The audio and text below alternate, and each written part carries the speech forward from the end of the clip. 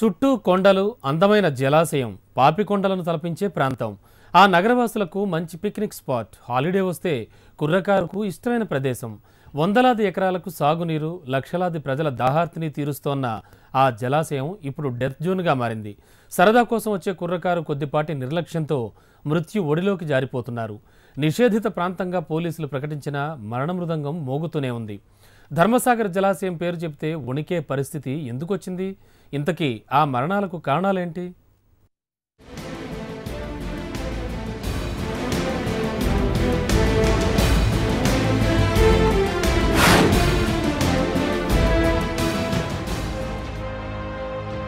చుట్టూ ఎత్తైన కొండలు, మధ్యలో అనంత జలరాశి, ఎటు చూసినా పచ్చని చెట్లు.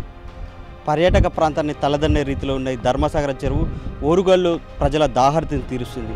ప్రముఖ పర్యాటక ప్రదేశంగా బాసిల్లుతుంది. అయితే ఈ పర్యాటక ప్రాంతం ఇప్పుడు ప్రాణాలను హరిస్తుంది.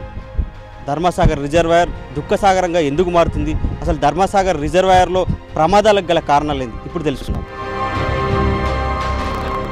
వరంగల్ నగరానికి అతి సమీపంలో ఈ రిజర్వాయర్ అందాలు ఉండటంతో ఈ ప్రాంతానికి పెద్ద సంఖ్యలో పర్యాటకులు క్యూ కడతారు.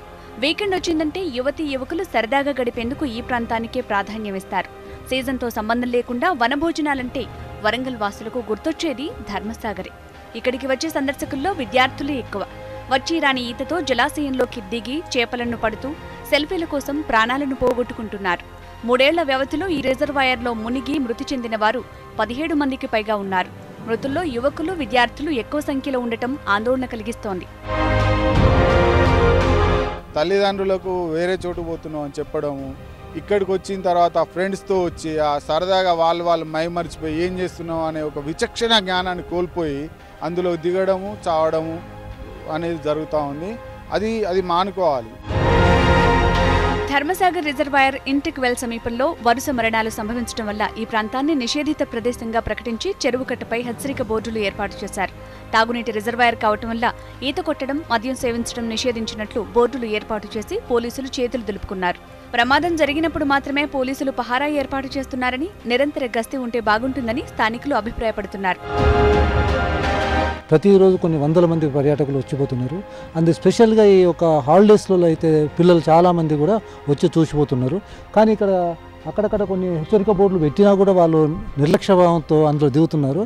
ఇప్పటికైనా ఆ దిగే ప్రాంతంలో ఎక్కడైతే ఉంటుందో దాన్ని ఫెన్సింగ్ ఏర్పాటు చేసే ఉంటే దిగకుండా ఉండే అవకాశం ఉంటుంది, చనిపోవడానికి ఆస్కారం ఉండకుండా పోతుంది. ధర్మసాగర్ రిజర్వాయర్లో వరుస మరణాలు సందర్శకులను హడలెత్తిస్తున్నాయి. ఆహ్లాదం కోసం వచ్చే సందర్శకులు చిన్నపాటి నిర్లక్ష్యం వల్ల మృత్యువాత పడుతుండటం ఆందోళన కలిగిస్తోంది. హన్మకొండ వాగ్దేవి ఇంజనీరింగ్ కళాశాల విద్యార్థులు సరదా కోసం వెళ్లి సెల్ఫీ కోసం 5 ప్రాణాలు పోగొట్టుకున్న సంఘటన జిల్లాలో తీవ్ర విషాదం నింపింది. రిజర్వాయర్ సందర్శనపై ఆంక్షలు విధించినట్లు పోలీసులు చెబుతున్నారు. ఒకటే చెప్తున్నాం, ఇది ఎటువంటి పిక్నిక్ స్పాట్ మాత్రం భావించొద్దు. ఇది ధర్మసాగర్ రిజర్వాయర్. ఇది మంచినీళ్ళ కొరకు డైరెక్ట్ గోదావరి పైప్ లైన్ ఇక్కడికి ఉంది. ఇది ఇక్కడ నుంచే ఇటుపక్క గన్పూర్ కానీ సిటీకి కానీ డ్రింకింగ్ వాటర్ వెళ్తుంది. ప్లస్ ఇక్కడ మిషన్ భగీరథకు సంబంధించిన వర్క్ జరుగుతూ ఉంది. ఇది ఎటువంటి పిక్నిక్ స్పాట్ మాత్రం కాదు. ఇక్కడికి రావద్దు, ప్రాణాల మీదకి తెచ్చుకోవద్దని విజ్ఞప్తి చేస్తున్నాం. ధర్మసాగర్ దుఃఖసాగరంలా మారుతుంది. మనసుకు ఆహ్లాదాన్ని, ఆనందాన్ని పంచే ఈ రాకాసి అలలు అమాయకుల ప్రాణాలను మింగేస్తుంది. ఇప్పటి వరకు జరిగిన నష్టం చాలు. ఇకనైనా ఇలాంటి ఘటనలు పునరావృతం కాకుండా చర్యలు చేపట్టాల్సిన అవసరం ఎంతైనా ఉంది. ఆ దిశలో సర్కారు చర్యలు తీసుకుంటుందని మనం ఆశిద్దాం. కెమెరామెన్ రామరాజుతో బాల్కుమార్, HM TV, వరంగల్.